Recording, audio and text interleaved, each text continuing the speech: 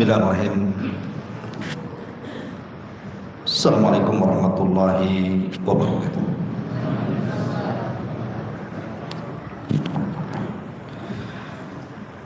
Alhamdulillah. Alhamdulillahilladzi arsala rasulahu bil huda wa dinil haqq liyudhhirahu 'ala ad-dini kullihi wa kafa billahi shahida wa kafa billahi wakila. Asyhadu an la ilaha illallah wahdahu la syarika lah wa asyhadu anna Muhammadan 'abduhu wa rasuluhu alladzi la nabiyya ba'dah, amma ba'du. Hadirin dan hadirat yang dimuliakan Allah Subhanahu wa taala. Alhamdulillah, di malam hari ini kembali kita bisa duduk di Masjid Pontrenis ini.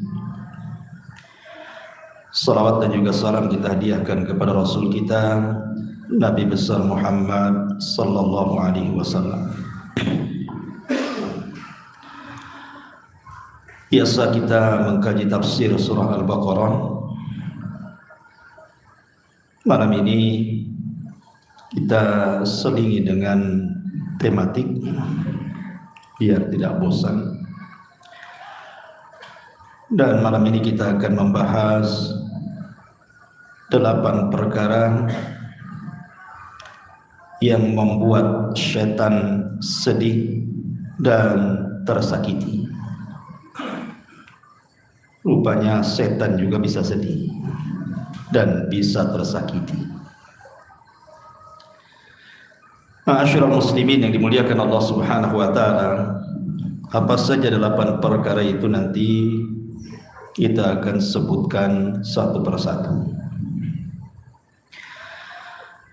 Ma'asyiral muslimin yang dimuliakan Allah Subhanahu wa taala, kita tahu bahwa musuh yang nyata pada diri kita dan kehidupan kita adalah syaitan.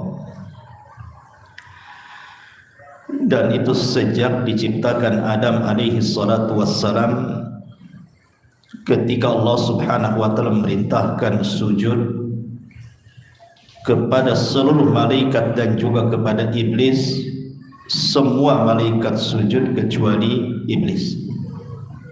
Alasannya karena dia merasa lebih baik dibandingkan Adam. Artinya menolaknya sujud iblis kepada Adam karena hasad dan takabur dia, itulah awal permulaan permusuhan iblis dengan Adam dan seluruh anak turunannya. Makanya syaitan ini masuk kemana saja dalam kehidupan manusia, masuk ke dalam ibadah, masuk kepada muamalah, masuk kepada kehidupan kita sehari-hari. Contoh umpamanya masuk ke dalam sholat. Nabi SAW sampai mengatakan ketika bicara tentang orang yang suka iltifat dalam sholat, nengak seno ngadap sana ngadap sini, ke atas ke bawah, tengok sana sini ketika sholatnya itu, maka Rasul mengistilahkan huwa yakhtalisuhu syaitan. Syaitan sudah mencuri sholatnya. Maksud mencuri di sini artinya mencuri kehusyuannya, bukan mencuri dompet yang ada di kantong antum, tidak akan hilang itu. Tetapi setan mencuri kehusyuannya sehingga tidak khusyuk. Itu menunjukkan bahwa setan masuk dalam sholat. Atau masuk dalam qiraatul Quran. Antum mudah bosan, baru duduk baca berapa ayat sudah ngantuk, sudah bosan kan, akhirnya berpindah ke handphone pula ada gitu. Makanya kenapa Allah mengatakan fa idza qara'tal Qur'an fasta'id billahi minasyaitonir rajim. Apabila engkau baca Quran, isti'adzah kepada Allah dari setan yang terkutuk. Kemudian juga masuk pada perkara-perkara keseharian kita. Seperti kenapa kemudian Rasul memerintahkan kita masuk ke kamar mandi itu disuruh berdoa. Sebab kalau tidak aurat kita akan tampak oleh mereka. Dan ketika lama-lama tampak, suka pula dia sama kita. Yang disebut dengan jin asyik. Jin yang menyukai manusia itu bahaya. Kadang-kadang juga masuk dalam pembicaraan apabila seorang marah. Setan itu masuk. Makanya lihat orang marah itu mukanya kayak setan biasanya. Kemudian ngomongnya juga nggak jelas orang marah itu. Makanya disebutkannya juga kadang-kadang setan juga. Setan katanya. Orang marah kan gitu ya. Setan juga yang keluar. Dia sudah setan, setan yang keluar. Ya. Makanya kenapa Nabi SAW merintahkan kita kalau marah berdiri, duduk, kalau duduk masih marah baring, kalau masih marah juga wudu, ya kan? Karena kata Nabi SAW, setan itu tercipta dari api dan bisa dipadamkan dengan air. Wudu. Masih marah juga Ustaz, sholat. Masih marah juga, tidur. Tak bisa tidur Ustaz, memang pemarahan temannya. Udah macam-macam pula masih marah juga kan. Dan banyak lagi.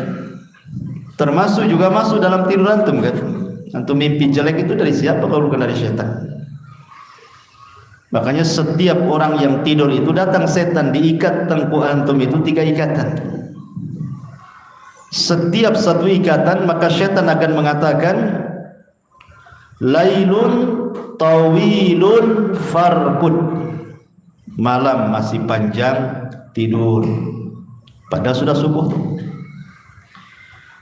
Jam 6 sudah jam 6 udah lewat tuh subuh tuh. Masih juga setan ngomong gitu, malam masih panjang tidur, padahal jam 6 tuh. Ya. Bangunnya itu jam 9 tuh, baru betul-betul siang tuh katanya. Setan kan. Makanya kenapa Rasul mengatakan kalau antum bangun sebelum subuh kemudian berzikir kepada Allah, maksudnya membaca doa bangun tidur, alhamdulillahilladzi ba'dama amatana wa ilaihin nusyur, maka hilang satu ikatan. Kalau antum wudu hilang 2 ikatan. Kalau antum sholat subuh hilang 3-3-nya. Maka antum di pagi hari itu akan menjadi semangat hidup dan jiwanya baik. Orang-orang yang suka melaksanakan subuh itu bercahaya wajah, tidak suram gitu ya. Karena semangat hidupnya ada harapan. Tapi orang yang jarang sholat subuh itu stres saja hidupnya. Kenapa? Karena tengkuknya masih diikat setan, belum dilepas gitu ya. Kemudian juga terkadang masuk kepada pekerjaan. Seperti Allah mengatakan dalam surah Al-Baqarah ayat 275, alladzina ya'kuluna riba alladzina ya'kuluna riba la yaqumuna illa kama yaqumu alladzi yatakhabbathu asyaitanu minal mas. Orang-orang yang suka makan riba, mereka tidak akan berdiri kecuali seperti orang yang terkena sambut setan. Jadi masuk dalam pekerjaan, suruh makan yang haram, ngambil yang haram, dan begitu seterusnya. Termasuk juga masuk kepada perkara-perkara dalam dunia peradilan, masuk ke hakim, setan itu. Sebagaimana Allah mengatakan, alam tara ilal ladzina yaz'umuna annahum amanu bima unzila ilaika wa ma unzila min qablik yuriduna an yatahakamu ila taghut. Tidakkah kau lihat orang-orang yang menyangka bahwa mereka beriman dengan apa yang diturunkan kepadamu dan apa yang diturunkan kepada sebelum kamu, mereka menghendaki untuk berhukum dengan hukum taghut selain daripada Quran dan Sunnah. Akhirnya dia memutuskan perkara tidak sebagaimana putusannya. Makanya kenapa hakim itu ada 3, 1 di sorga, 2 di neraka.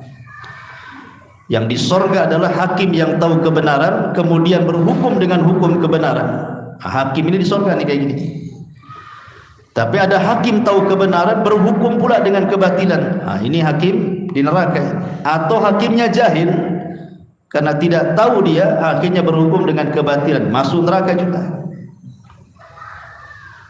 Atau setan juga masuk kepada para ulama. Jangan salah, para ustadz, para ulama masuk juga setan ke situ. Makanya ulama itu terbagi 3 kata para ulama. Ada namanya ulama usultah, ada ulama ul ummah, ada ulama ul millah namanya. Ulama sultah itu artinya ulama yang mengikuti kehendak penguasa. Kata penguasa berfatwa, berfatwa dia. Pokoknya apa yang dimaukan penguasa walaupun menentang, dengan dalil-dalil berfatwa dia. Yang penting dia dekat dengan penguasa. Ini ulama su namanya. Ada namanya ulama ul ummah, ulama umat. Apa yang disukai umat, dia berfatwa. Yang penting umat suka. Yang penting dia dipuji umat, dibanggakan umat. Pokoknya dia ikut umat saja, maunya apa. Ini juga ulama su juga nih. Tetapi ada ulama yang ketiga disebut ulama ul millah. Dia betul-betul ulama memegang millah agama, betul-betul berdakwah karena agama. Apa yang disuruh agama itu yang didakwahkan, walaupun bertentangan dengan penguasa, walaupun bertentangan dengan umat. Jadi setan pun masuk gitu ya, supaya makin kisruh lah bahasa kitanya ya. Dan banyak lagi lah kalau cerita tentang masalah itu. Kita masuk kepada inti, bagaimana caranya supaya kita ini bisa membuat setan itu sedih, tersakiti, lari, dan begitu seterusnya. Yang pertama, hadis dari Nafi' an-Nafi'in qala, dari Nafi dia berkata, kana Abdullah ibn Umar idza jalasa fi sholati wada'a yadayhi ala rukbatayhi wa asyara bi isba'ihi wa adbaha basarahu. Kata Nafi, Maula Ibnu Umar, dia mengatakan, Ibnu Umar itu apabila dia duduk dalam sholat, maksudnya duduk tasyahud, dia meletakkan kedua tangannya di atas kedua pahanya, kedua lututnya, kemudian mengisyaratkan dengan telunjuknya. Dalam tasyahud kan atau mengisyaratkan seperti ini ya. Kemudian pandangannya mengikuti telunjuknya. Jadi kalau antum tasyahud, matanya itu bukan ke depan, tapi lihat telunjuk antum. Kalau lagi tasyahud itu, kalau lagi berdiri pandang tempat sujud. Tapi kalau tasyahud yang dipandang apa? Ini jarinya ini. Ketika antum mengisyaratkan seperti ini, pandang jarinya. Tsumma qala, kemudian dia mengatakan, qala Rasulullah sallallahu alaihi wasallam, la hiya ashaddu 'ala syaitan minal hadid. Sesungguhnya isyarat tangan, ketika dia mengisyaratkan seperti ini antum, ashaddu 'ala syaitan, itu sangat menyakitkan syaitan. Jadi syaitan itu tersakiti dengan isyarat telunjuk saat tasyahud. Lebih sakit minal hadid dibandingkan dipukul dengan besi. Ma'asyiral muslimin yang dimuliakan Allah Azza wa Jalla, para ulama seperti dikatakan Mula Ali Al-Qari, beliau mengatakan, kenapa kemudian mengisyaratkan seperti ini ya, itu sangat membuat setan tersakiti. Beliau mengatakan karena isyarat itu adalah al-isyaratu ila wahdaniyati. Karena ketika antum mengisyaratkan seperti ini, kemudian menggerakkan, maka itu menunjukkan antum sedang mengisyaratkan tauhid, bahwa Allah itu satu. Ya, satu begitu. Karena ada juga yang tasyahud itu dibawa ke politik. Jadi sampingnya ini calon nomor 2. Jadi kena dukung gini dia. Saya dukung sebelah katanya. Ya. Itu setannya gak tersakiti itu. Yang tersakiti sebelahnya lawannya. Jadi cuma satu saja gini ya, jangan 2. Apalagi 3 pula. Ya. Taib. Kalimat asyaddu ala syaitan minal hadid, kata beliau, idh la yata'athar minal hadid kama yata'atharu minat tauhid. Karena terkadang pukulan dari besi itu boleh jadi tidak berpengaruh kepada syaitan, berbeda dengan pengaruh tauhid, itu bisa menyakiti syaitan. Makanya antum jangan sepelekan soal isyarat telunjuk dalam tasyahud itu, karena itu bisa menampar syaitan dan setan tersakiti. Ya, jangan malas. Ada orang malas gini, kayak orang sakit, nggak mau dia gini. Ini sebenarnya masa gini, itu mau ngapain begini? Gini loh, tunjuk. Jangan malas gitu ya. Taib. Ini yang pertama. Yang kedua, hadis dari Abi Hurairah radhiyallahu anhu. Nabi sallallahu alaihi wasallam bersabda, "Idza qara'a ibnu Adam as-sajdata fasajada, i'tazala asyaitanu yabki, yaqulu ya wailah, wa fi riwayatin ya waili, umira ibnu Adam bisujudi fasajada falahul jannah, wa umirtu bisujudi fa abaitu faliyan nar." Dari Abu Hurairah radhiyallahu anhu, Nabi sallallahu alaihi wasallam bersabda, apabila seorang anak Adam membaca ayat-ayat sajdah, dan ada sekitar kurang lebih 14 ayat dalam Al-Quran yang kalau kita membacanya kita diperintahkan untuk sujud atau dianjurkan sujud, baik dalam sholat atau di luar sholat. Dan sujudnya disebut dengan sujud tilawah namanya. Ada sujud sahwi, ada sujud tilawah. Apabila anak Adam ini membaca ayat-ayat berkenaan dengan sujud tilawah, fasajada, dia pun sujud, maka syaitan akan menjauh dari orang itu, kemudian akan menangis. Setan akan nangis. Setan bisa nangis. Kemudian dia mengatakan ya wailah, celaka. Dalam riwayat ya waili, celaka aku. Umira ibnu Adam bisujudi fasajada falahul jannah. Lihat, anak Adam itu diperintahkan Allah untuk sujud, dia pun sujud, maka dia dapat surga katanya.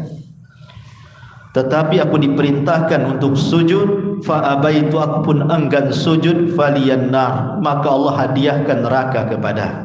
Habis itu dia, setan itu kemudian sedih, nangis. Jadi kalau ingin membuat setan nangis, tersiksa batinnya, perbanyak sujud. Caranya gimana? Ya banyak sholat lah, karena sujud kan kebanyakan dalam sholat. Perbanyak sholat sunnah. Sholat sunnah kan macam-macam itu. Perbanyak baca Quran, nanti juga akan melalui ayat-ayat yang berkenan dengan ayat-ayat sujud tilawah. Nah, begitu caranya kalau ingin membuat tersayat hatinya iblis dan syaitan itu. Banyak sujud. Ini perkara yang kedua. Perkara yang ketiga, hadis Jabir bin Abdullah radhiyallahu anhu. Nabi sallallahu alaihi wasallam bersabda, "Idza dakhala ar-rajulu baitahu fa dzakara Allah azza wa jalla inda dukhulihi wa inda ta'amihi, qala asy-syaitanu la mabita lakum wa la asha. Wa idza dakhala falam yadhkurillah inda dukhulihi qala asy-syaitanu adraktumul mabit wa illam yadhkurillaha inda ta'amihi qala asyaitanu adrakumul mabit wal asya. Rawahu Muslim. Dari Jabir bin Abdullah radhiyallahu an, Nabi SAW bersabda, apabila salah seorang di antara kalian masuk ke rumahnya, kemudian dia mengingat Allah Subhanahu wa taala, baca basmalah, ucapkan salam, Assalamualaikum, gitu ya. Ketika dia masuk ke rumahnya, wa inda ta'amihi, dan dia juga baca basmalah ketika makannya, maka pimpinan setan akan mengatakan kepada setan-setan yang lainnya, la mabita lakum wala asya, kalian tidak dapat tempat tinggal hotel di sini dan tidak pula ada makan malam di sini. Terpaksalah kalian jadi gelandangan. Setan jadi gelandangan, nggak ada tempat tinggal, nggak ada makan. Apa nggak tersakiti, ikhwan? Coba antum jadi gelandangan, nggak ada rumah, nggak ada yang dimakan, apa nggak sakit antum? Tetapi kalau seandainya antum masuk rumah sudah tidak baca basmalah, tidak mengucapkan salam, ketika makan pula tak baca basmalah, maka ketua setan mengatakan, adrabtumul mabita wal asya. Kita ini ada hotel di sini, tapi bisa nginap di rumah ini katanya, dan ada makan-makan katanya. Lihat, makanya kalau ingin menyakiti mereka, caranya apa? Masuk rumah, baca basmalah, ucapkan salam. Ustaz, nggak ada orang di rumah, istri itu tak ada juga, nggak apa-apa, ucapkan salam saja, nanti dijawab sama jin muslim. Gimana Ustaz kalau nampak pula dia, waalaikumsalam? Enggak ada. Jin muslim itu tidak menyakiti kita ya. Dia mau ngejawab salam, karena setiap rumah pasti ada jin muslim kan itu ya. Ya, ucapkan salam itu enggak akan dengar, enggak perlu takut.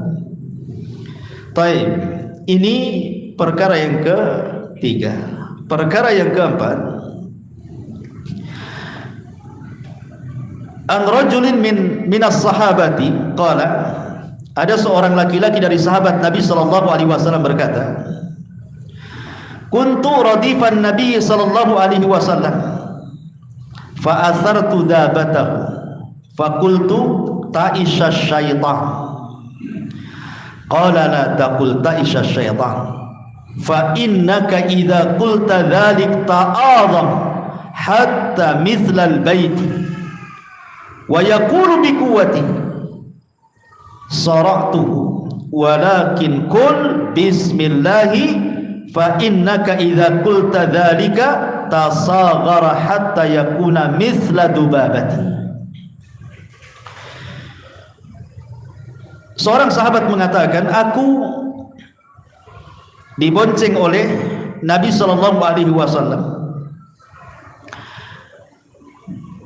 Maka ketika hewan tunggangan beliau lambat saat berjalan, tiba-tiba aku secara refleks mengatakan, celaka setan. Beliau bersabda, janganlah engkau mengatakan celaka setan, sebab jika engkau berkata seperti itu, maka setan akan besar kepalanya, kemudian akan mengatakan, lihat karena kekuatanku aku bisa mengalahkannya.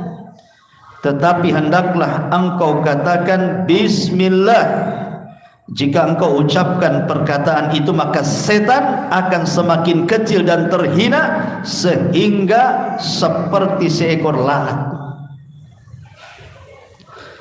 Jadi kalau antum mengucapkan sesuatu, umpamanya di rumah, ibu-ibu yang di atas gitu ya, takut malam-malam gelap, hujan, lilin pula, lupa beli gitu ya, handphone pula lobet, tak ada lah mau kemana-mana, gelap, takut gitu ya, tapi kebelet kencing, mau tidak mau harus kencing. Akhirnya kemudian ketika hendak ke dapur, mulailah bulu-bulu berdiri semua. Maka kata Nabi SAW, ucapkan basmalah wala tubali, bismillah, jangan dipedulikan, cepat masuk kamar mandi, kencing, balik lagi. Sebab kalimat bismillah itu bisa mengecilkan setan. Setan terhina dengan kalimat itu. Kata Rasul, wala tubali, jangan pedulikan. Sebab hakikatnya sebenarnya antara kita dengan setan itu sedang adu nyali sebenarnya. Setan itu takut dengan kita, kita pula takut sama setan. Jadi kita ini beradu nyali itu. Kalau kita takut, setan pula berani. Kalau kita berani, setan pula takut. Nah, sekarang adu nyali uka-uka antum di situ. Ya. Kalau antum berani, bismillah, berarti antum sudah menghina setan itu. Setan sudah terhina itu, seperti lalat.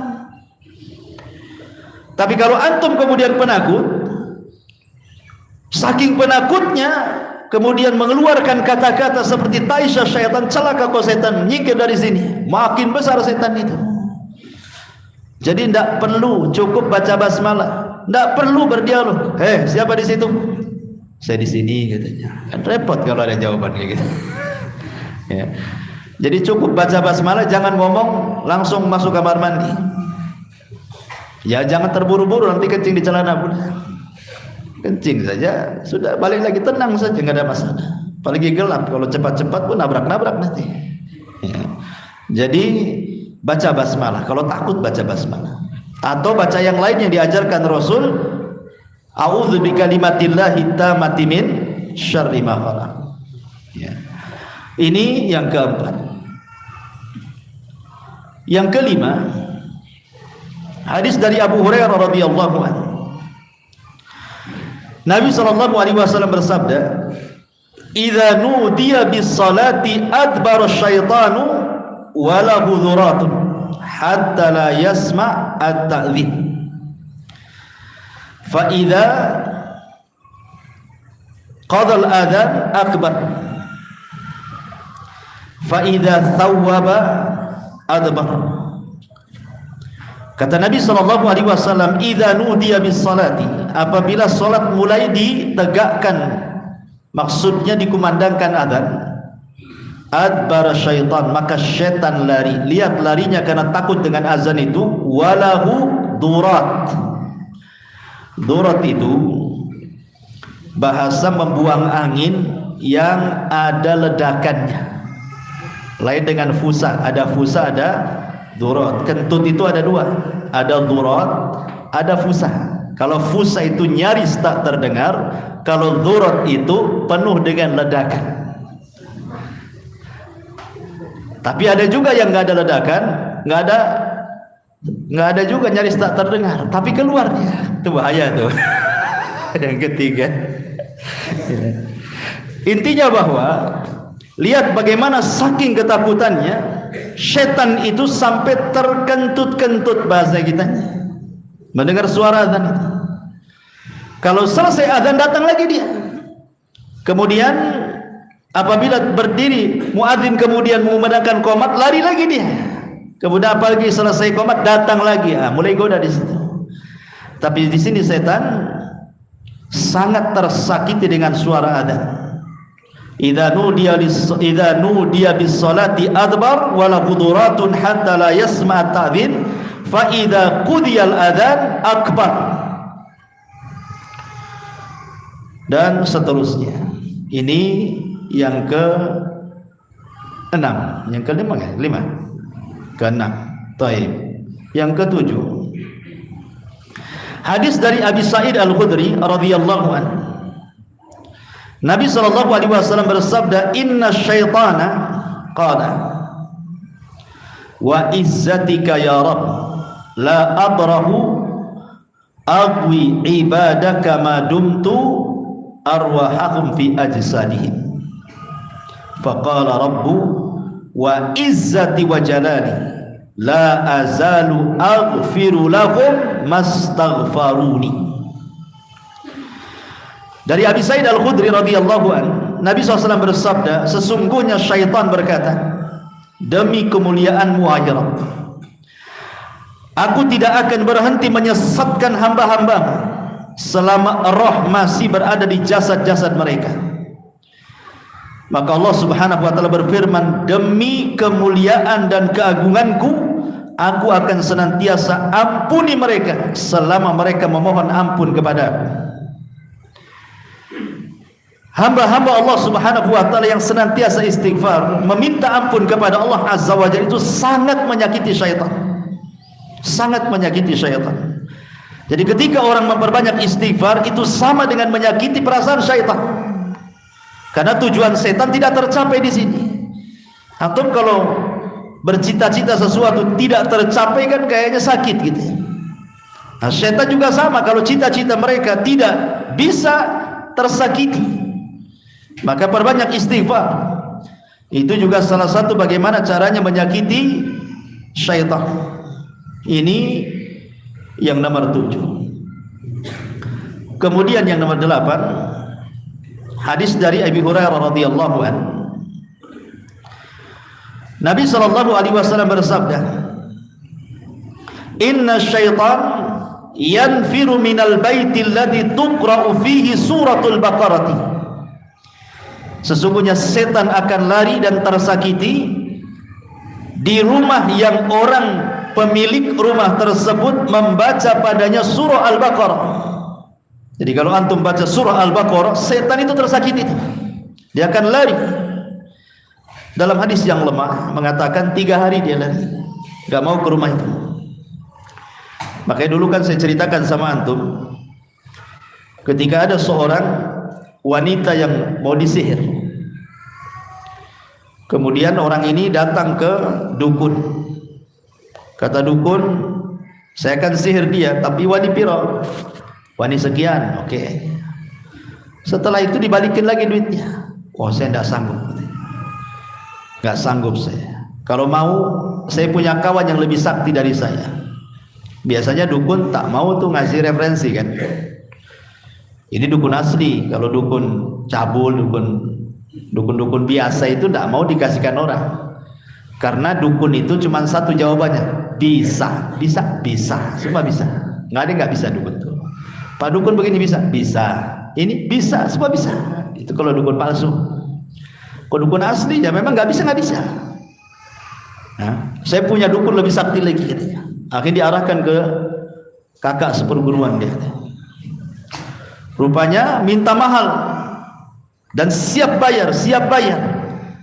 Selang beberapa hari rupanya dibalikin lagi duitnya katanya. Saya tidak sanggup katanya.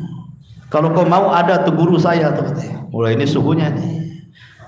Akhirnya datang ke gurunya mengatakan bisa katanya. Rupanya setelah beberapa hari nggak bisa katanya. Kemudian ditanya, kenapa wahai Pak Dukun? Aku sudah mengerahkan jin al-marid, jin yang paling kufur katanya. Tidak bisa juga menyakiti wanita itu. Kata laki-laki ini, kenapa tidak bisa? Maka sang dukun mengatakan karena dia suka membaca surah Al-Baqarah katanya. Gak bisa aku katanya. Wanita itu suka mendawamkan membaca surah Al-Baqarah. Bayangkan bagaimana keutamaan surah Al-Baqarah. Antum baca di situ, setan ngacir. Inilah 8 perkara kalau antum amalkan maka setan akan sedih, setan akan tersakiti, bahkan setan bisa lari. Ma'asyiral muslimin yang dimuliakan Allah Subhanahu wa taala. Setan ini banyak sekali perkara-perkara yang membuat orang itu bisa kufur, karena setan ini kan banyak langkahnya. Saya akan sebutkan beberapa langkah setan supaya antum tahu langkah-langkahnya. Yang pertama, setan itu akan berusaha membuat orang syirik atau kufur. Ini yang paling besar. Sebab kalau sudah syirik kufur, sudahlah bolo dia di neraka kan itu.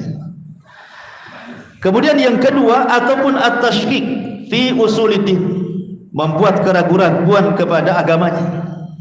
Jadi bahaya. Benar enggak Islam ini?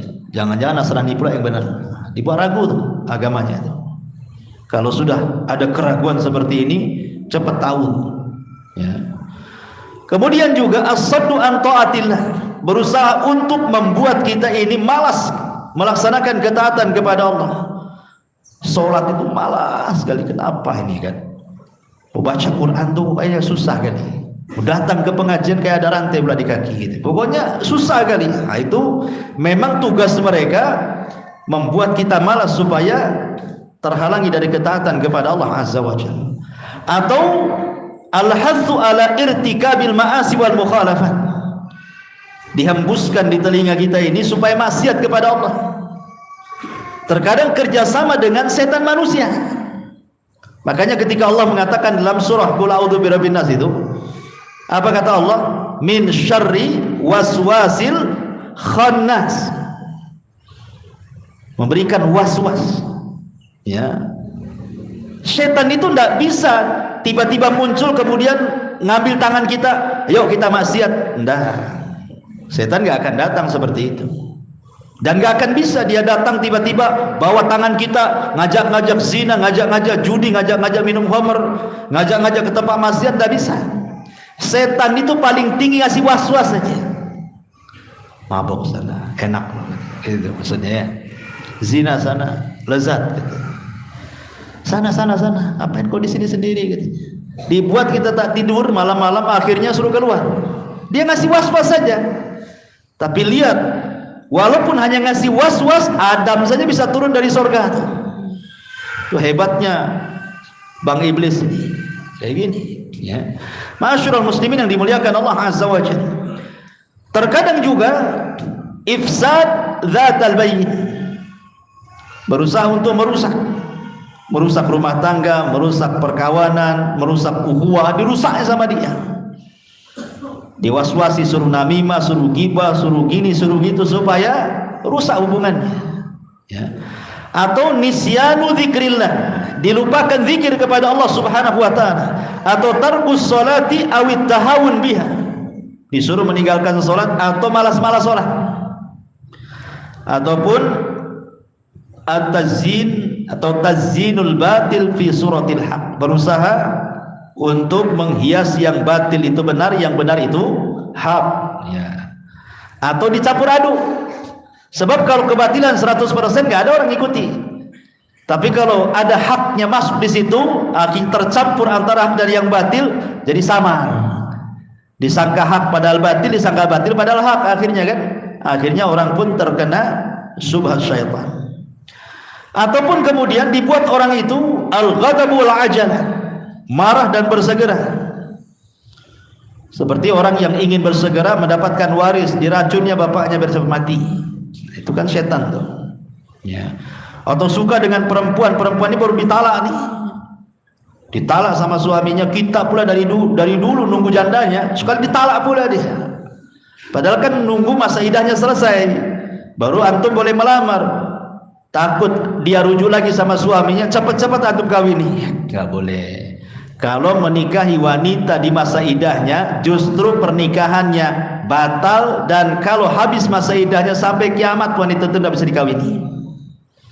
Ya, itu namanya manista'jala qabla awanih uqiba bihirmanih, karena dia bersegera sebelum waktunya, akhirnya diharamkan selamanya. Itulah syaitan al-ajalah gitu ya.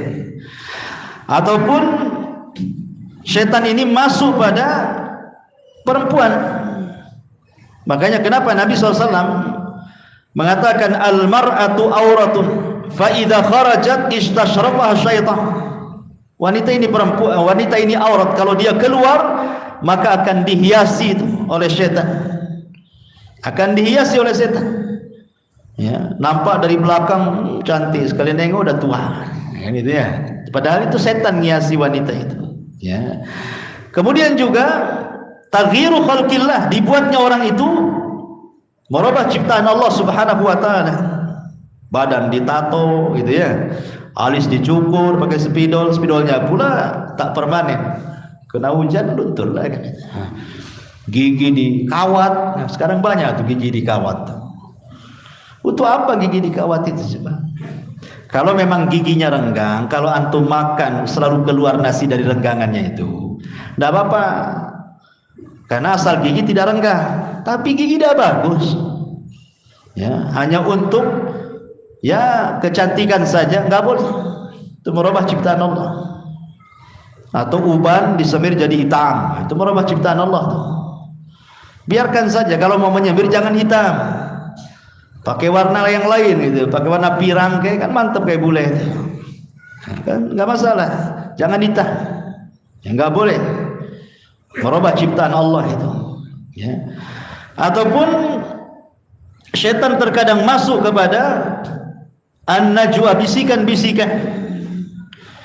Makanya kenapa Rasul mengatakan idza kuntum salasatan fala yatajasnani dunal akhar.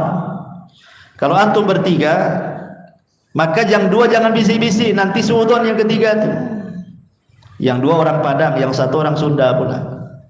Yang dua pula bahasa Padang, orang Sunda tak paham. Ngapa? Nah, jangan-jangan dia ngomongin saya pula kan itu ya. Maka nggak boleh. Kalau bertiga nggak boleh. Yang dua ini jangan pakai bahasa planet. Kasih tahu, saya ada masalah hafal. Saya harus ngomong berdua. Saya nggak bicarakan antum kok gitu. Nah gitu, izin dulu supaya nggak terganggu dia. Karena setan masuk di situ. Ya, setan itu masuk memberikan was-was. Makanya Rasulullah SAW berusaha menghilangkan was-was. Ketika Rasul sedang bersama Sofia di kegelapan malam, datang sahabat berjalan, tiba-tiba dikencengi jalannya. Kata Rasul, ngapain kalian lari? Katanya, di samping saya Sofia, bukan orang lain, katanya. Ya, kata sahabat ini, nggak mungkinlah kami suudzon kepada anda Rasul. Jangan begitu, setan itu masuk di jalan darah loh, katanya. Ya. Nah, nanti kalau Rasul tidak ngomong gitu, nanti sahabat ini sudah jauh ngobrol-ngobrol. Siapa lagi tuh? Istri udah banyak, masih ada lagi katanya kan. Datang setan, ya kan? Hati-hati. Makanya ketika Nabi SAW ini sedang menghadapi tamu, datang Aisyah, datang pula pembantunya Zainab ngasih makan, padahal di gilirannya Aisyah kan. Marah Aisyah, ini giliran saya, kenapa dia ngasih makan? Dia ambil piring ini, pecahkan depan tamu. Kalau Rasul diam saja, kemudian sahabat pulang, tentu sahabat akan mengatakan, apalah istri Nabi kok kayak gitu. Tapi Rasul menghilangkan supaya jangan ada was-was. Apa kata Rasul? Gharat ummukum. Biasa lagi cemburu, kata Rasul. Selesai, nggak ada setan masuk, ya kan? Memang begitu setan itu. Jadi setan itu seperti itu. Dan tadi sudah dijelaskan, kalau datang suara adzan, setan lari. Nah, makanya saya suruh adzan ya. Subhanallah bihamdika asyhadu an la ilaha illa anta astaghfiruka wa atubu ilaik. Allahu ta'ala. Assalamualaikum warahmatullahi wabarakatuh.